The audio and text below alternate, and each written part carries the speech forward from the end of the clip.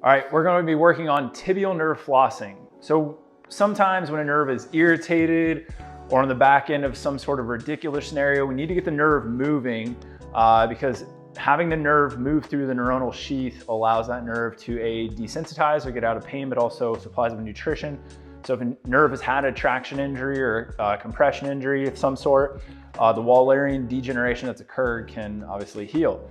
So for tibial nerve flossing, we're going to grab the hamstring in a supine position, and we're gonna go up to almost max tension with the foot at neutral, right? So we're not flexed, we're not plantar flex, just wherever your foot naturally kind of hangs out.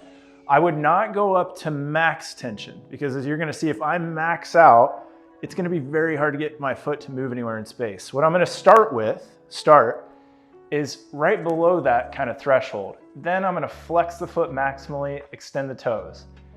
As I make sure there's not pain with that and I feel like I'm actually kind of getting some movement through the foot, then I can start extending the knee further and flexing the foot. Now, let's say you're pretty flexible, we're using this for more of an end-range tensioner.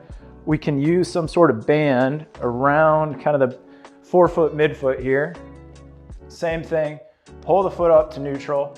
Now, really try to pull it back into dorsiflexion and let off. And that's gonna be more of a tensioner because we're gonna kind of apply pressure and hold.